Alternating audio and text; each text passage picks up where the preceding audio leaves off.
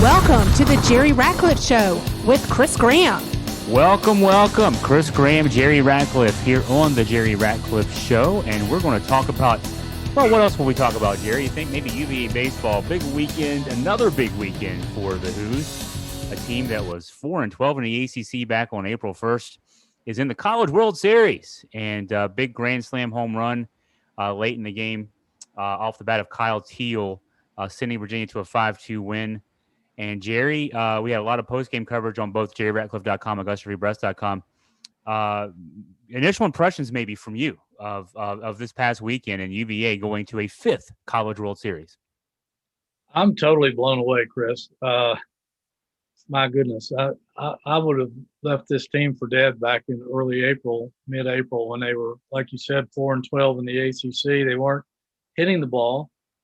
The pitchers were doing a pretty good job. They weren't getting any run support, but the fact that they turned it around and made it to the NCAAs, I think beating Notre Dame the way they did in the ACC tournament probably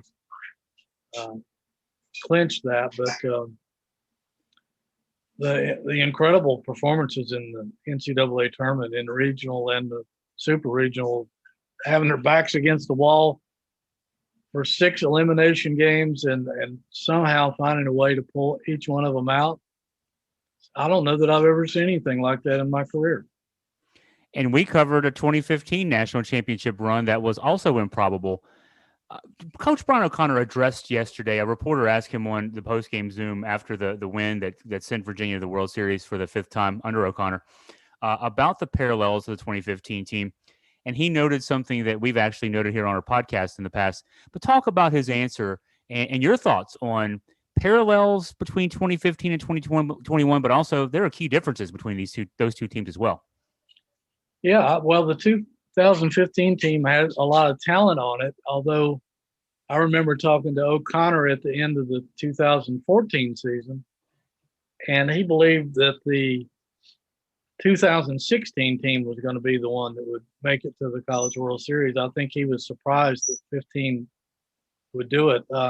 And that team, again, they had talent, albeit a lot of younger than he probably would have preferred at the time. But that team was beaten up. I mean, they were riddled with injuries from the beginning of the season until all the way till the end. And this team didn't really have that many injuries. They just, the current team, that is, they didn't have that many injuries. They just didn't play well. I don't know.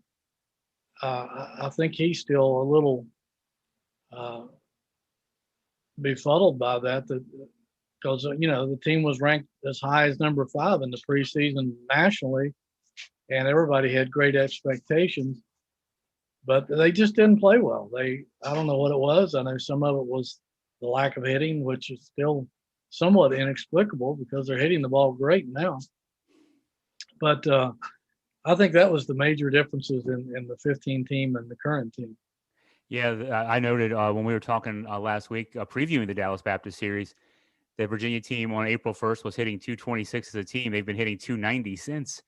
And it's largely the same lineup. I mean, it's not much difference as far as that goes, but that's been the key. The pitching's been there all along. One difference I think that, and it kind of surprised some folks when Brian O'Connor said this after one of the games in the last couple of weeks. That 2015 team had, Brandon Waddell, who's now in the major leagues as a starter. Josh Spores has been in the major leagues for a couple of years as a reliever with the Dodgers. They, had some depth. Connor Jones was a great starter for that team. As well. I mean, they had some really good pitching at the top of the food chain, if you want to say. But Brian O'Connor said the depth of this pitching staff is much more than any team he's ever had, not just that 2015 national champion team, but his other 3 World Series teams as well. We've seen that the last 2 weekends, the depth of this pitching staff, guys that didn't get used much this year coming through. And that's been a big difference as Virginia's faced elimination 6 times.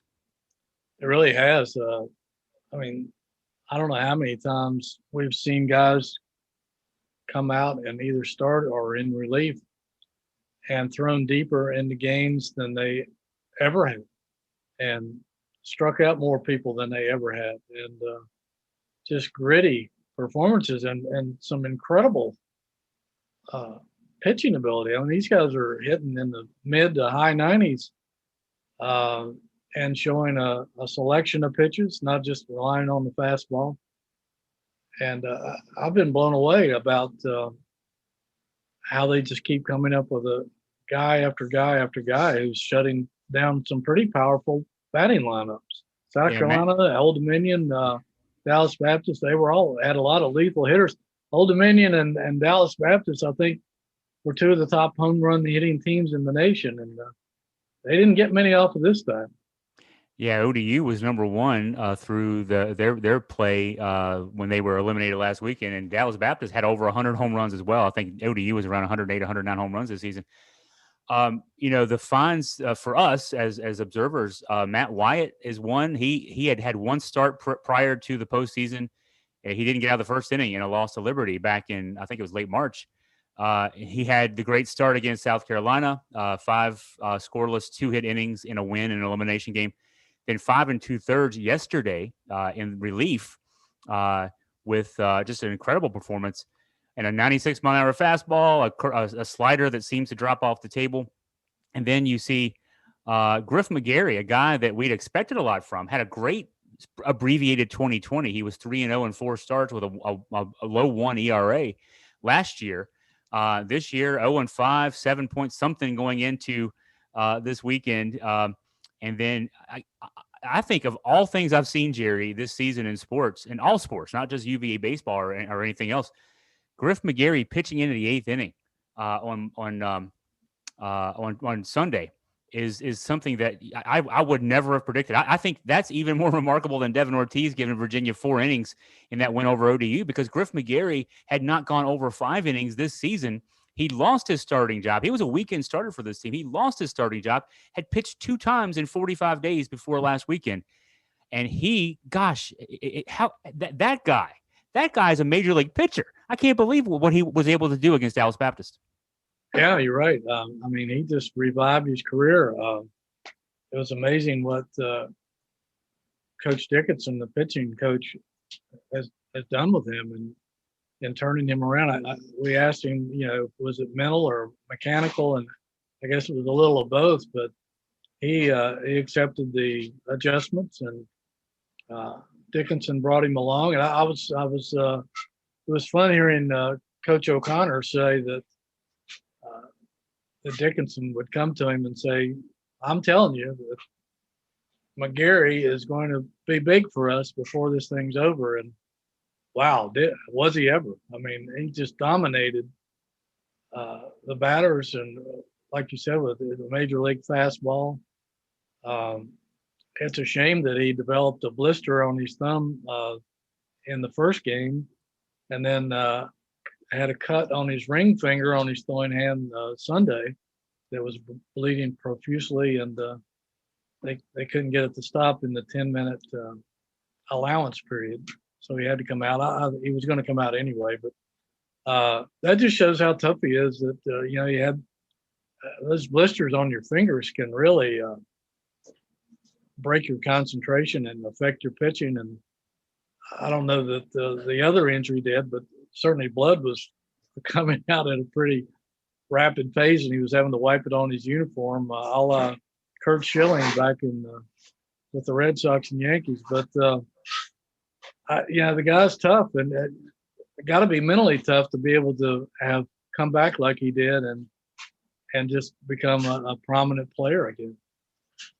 Yeah, gosh, just amazing stuff from him. And so now those of us who follow this UVA baseball team and follow them all year and every year, we thought, I guess, going into the NCAA tournament, we knew what this team was. This is a different team from my perspective than what we knew going into the first Columbia Regional, because you didn't know then that Matt Wyatt was going to be a guy that you could rely on for innings. You didn't know that Griff McGarry was a guy you could rely on for innings.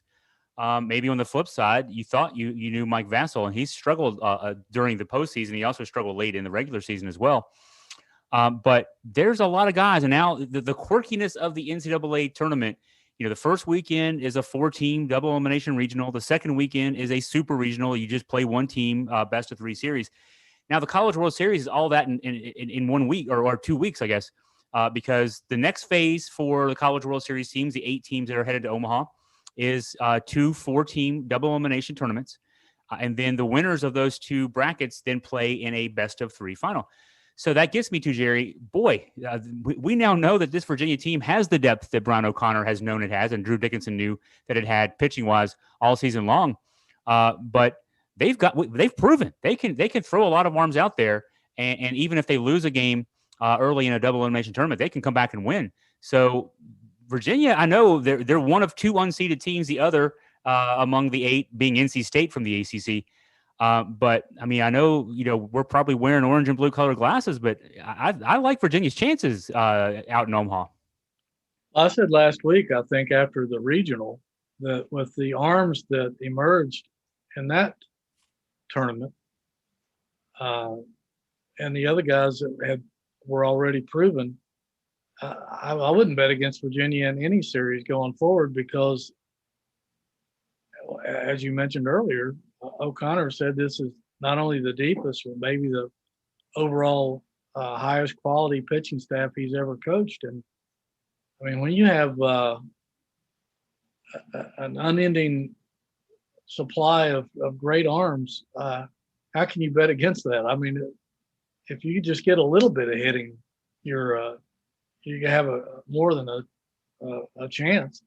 And with this kind of pitching, it's going to be interesting to see. I don't think any of these teams that in the College World Series are going to face a better staff or have faced a better staff this year than they're going to see in Virginia. And he can bring arms out of the pen and go long, as we've seen. And we haven't even talked about Andrew Abbott, who's going to be a top draft pick. We haven't talked about Nate Savino, who's going to be a top draft pick next year. We've talked about all these other guys who have great stuff.